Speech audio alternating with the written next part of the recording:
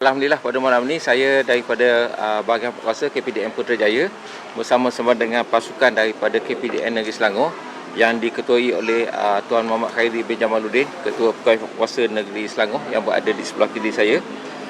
Kami dalam rangka kerja Ops Pantau. Ops Pantau yang kami mula kuasakan pada 23 Mac yang lalu, antara lain memberi tumpuan ke atas premis-premis yang macam ni lah. Pada peringkat awal pelaksanaan Ops Pantau ni kami tumpukan kepada premis-premis seperti pasar pagi, bazar Ramadan, bazar raya dan sebagainya. Tetapi memasuki minggu terakhir Ramadan dan kita semua tahu berikutan pengumuman oleh KPM, Kementerian Pendidikan baru ni, bahawa 18 bulan pun sekolah dah mula bercuti.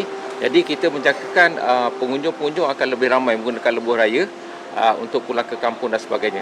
Jadi sebagai salah satu strategi kita untuk memastikan tidak ada mana-mana pihak mengambil peluang ke atas pihak-pihak yang lain, maka kami di KPDN mengambil inisiatif untuk mengadakan pemeriksaan mengejut ni di tempat anet seperti inilah, dan gerak kerja ni juga berterusan di lain-lain tempat yang menjadi tumpuan orang ramai semasa mereka pulang ke kampung nanti. Jadi Ops Pantau ini akan diteruskan sehingga tamat musim perayaan nanti. Dan pada hari ini juga kami telah memulakan skim harga maksimum musim perayaan yang melibatkan 30 jenis barang yang akan berkuasa pada hari ini sehinggalah 30 April nanti. Jadi berbalik kepada pemantauan kita pada malam ini, seperti mana yang kita boleh lihat tadi, beberapa teguran yang kita beri. Yang pertamanya, tanda harga tu hendaklah sentiasa jelas. Okey, sentiasa jelas, dan kami juga membuat pemeriksaan supaya apa tanda harga yang dipamerkan itulah yang dikenakan charge kepada pengguna-pengguna kita. Itu yang pertama. Yang kedua, kita nak maklumkan juga kepada peniaga supaya tanda harga ni hendaklah berada berdekatan dengan barang yang dijual, supaya tidak ada kekeliruan di situ. Kita tak nak apabila kita datang membeli, tiba-tiba kita terkeliru dengan harga-harga yang diletakkan berjauhan. Jadi kita minta mereka meletakkan tanda harga pada barang yang dipamerkan tersebut. Dan yang ketiga ialah kita boleh lihat tadi, kebanyakan pengguna peniaga-peniaga ini mereka cuma meletakkan satu tanda harga yang besar saja. Jadi kadang-kadang kalau tanda harga itu terjatuh dan sebagainya, kadang-kadang ia tak baguslah. Jadi kita harap mereka ni apabila mereka ada ruang masa yang lapang, mereka boleh meletakkan tanda harga pada setiap barang tersebut, dan itu pun kehendak undang-undang kita. Jadi kita harap teguran-teguran kita kepada peniaga-peniaga ni diambil serius oleh mereka, sebab kami di KPDN ni kami memang menjaga juga kepentingan pengguna. Okey, kami tak nak insiden-insiden yang berlaku di sinilah. Dan seterusnya, dekat sini juga tadi kami juga sempat melihat pelaksanaan jualan murah yang di salah sebuah premis dekat sini. Jadi dekat jualan murah tersebut kami sempat juga memeriksa sama ada diskaun yang ditawarkan itu betul-betul. Jadi sangat penting perkara-perkara ini kita periksa oleh pegawai-pegawai kuasa. Tapi untuk mengharapkan 2,200 pegawai penguasa di seluruh negara saja sebenarnya tidak cukup. Kadang-kadang kita tidak mampu untuk melihat ke semua SKU yang dijual oleh peniaga-peniaga ni. Jadi kita sangat berharap sekiranya ada pengguna-pengguna yang merasakan mereka tertipu, terkeliru dan sebagainya, mereka boleh membuat aduan terus kepada pihak kami di KPDN. Kita ada beberapa saluran yang kami sediakan khusus untuk menangani isu pengguna. Jadi kalau boleh aduan tersebut salurkan terus kepada kita. Kadang-kadang kami dekat KPDN ni sentiasa berdepan dengan situasi di mana apabila pengguna ni tidak puas hati, mereka pergi kepada media sosial tanpa memberikan di manakah kejadian ataupun insiden tersebut berlaku. Jadi ini menyukarkan siasatan oleh pihak kami, dan akibatnya lebih ramai pengguna-pengguna yang mungkin menjadi mangsa kepada keadaan tersebut. Jadi kami janji di KPDN, setiap aduan pengguna yang kami terima, kami akan siasat sewajarnya dalam tempoh masa yang kami tetapkan, dengan syarat aduan tersebut ni hendaklah memenuhi, contohnya yang pertama dinyatakan dengan jelas apakah isunya, yang kedua dinyatakan dengan jelas apakah di manakah tempat itu berlaku. Jadi jangan bimbang, ke semua aduan pengguna yang kami terima, kami akan rahsiakan maklumat pemberi aduan tersebut. Jangan bimbang. Jadi setiap tahun pun kami akan menerima hampir 30,000 ataupun kadang-kadang lebih daripada 30,000 aduan, dan insyaAllah kami akan terus menyiasat aduan tersebut untuk memastikan tidak ada mangsa-mangsa yang seterusnya berlaku.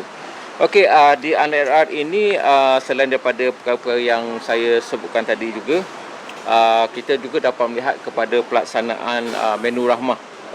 Jadi kita harap yang menawarkan menu rahmah ini berterusanlah menawarkan menu rahmah ini, kerana ia adalah peluang kepada mungkin golongan-golongan yang berkenaan untuk mendapatkan menu berkenaan dengan harga yang sangat rendah, sangat munasabah. Jadi tawarkanlah kepada pengguna-pengguna ini apabila diminta, dan kami juga berharap semoga menu rahmah yang ditawarkan di RNR ini sentiasa ada lah. Kalau boleh bila ada customer datang untuk berbuka puasa dan sebagainya, benda tu ada. Jadi dapat di request oleh peniaga-peniaga, oleh pengguna-pengguna kita. Jadi pemantauan oleh pegawai hikmat puasa ni akan berterusan. Jadi dalam keadaan sekarang ni dua ops utama yang menjadi keutamaan kita, ops pantau, yang merangkumi tempat-tempat macam ni, bazar pagi, bazar Ramadan, bazar raya. Kami juga membuat ops menu. Ops menu ni khusus tumpuan kami adalah kepada restoran-restoran atau premis yang yang menjual untuk jualan bermasak. Sebab kami tengok untuk ops menu pun setakat ini kita dah ada 62 kes, 62 kes, dan kita terima 23 aduan di situ. Jadi yang ni khusus ni untuk premis-premis yang menawarkan masakan bermasak lah. Jadi kita berharap, dan di samping itu lupa saya nak maklumkan bahawa bukan sekadar premis-premis yang fizikal saja yang diperiksa ataupun dipantau oleh pihak KPDN. Kami juga membuat pemantauan. Maklumlah bila nak raya ni banyak aktiviti penjualan ni juga berlaku dalam platform online. Jadi kami ada satu section yang khusus di Ibu Pejabat KPDN Putrajaya yang menguruskan dan juga meneliti serta melihat potensi-potensi kesalahan yang berlaku apabila penjualan tersebut dijual secara atas talian. Jadi kita berharap insya-Allah pada tahun ini dengan pendekatan-pendekatan yang dijalankan oleh pihak KPDN, kami berharap pengguna-pengguna kita dapat berhari raya dengan selesa pada tahun ini. Kami juga berharapkan peniaga-peniaga juga memberikan kerjasama yang terbaik kepada pengguna-pengguna kita, sebab kita kena ingat dalam konteks masyarakat madani, semua orang kita perlu jaga kepentingan dan juga kebajikan mereka. Jadi kita tak nak dalam konteks masyarakat madani ini ada pihak yang cuba mengambil kesempatan di atas kesusahan ataupun di atas orang lain. Jadi itu saja untuk pada malam ni. InsyaAllah kita akan meneruskan ops pantau ini dan juga ops-ops yang lain untuk kebajikan pengguna kita, insyaAllah. Ops pantau ini akan diteruskan sampai bila? Okey, setakat ini kami akan meneruskan sehingga berakhirnya skim harga maksimum pada 30 April, dan selepas itu kita tengoklah macam mana, sebab ops pantau yang kami lakukan ini sebenarnya tahun yang ketiga. Kami melaksanakan ops pantau kedua pada tahun lepas dan ops pantau yang pertama pada tahun 2021. Pada tahun ini alhamdulillah sebenarnya kes yang terhasil daripada pemantauan kita adalah yang paling rendah dalam tempoh 3 tahun tersebut. Ini memberi satu signal ataupun satu isyarat kepada kita bahawa peniaga-peniaga mula menyedari tugas dan tanggungjawab mereka kepada pengguna, dan pada masa sama juga saya rasa yang membantu kami di KPDN ini adalah aduan-aduan dan maklumat-maklumat yang disalurkan oleh orang ramai. Jadi itu banyak membantu kita, termasuklah inisiatif yang terbaru yang diperkenalkan oleh pihak KPDN pada tahun ini, aduan suri, yang membolehkan suri-suri rumah ni kita dapat terus jika mereka rasa was-was ataupun ada perkara yang keliru ataupun aduan-aduan tidak puas hati, mereka terus menyalurkan aduan tersebut pada kita.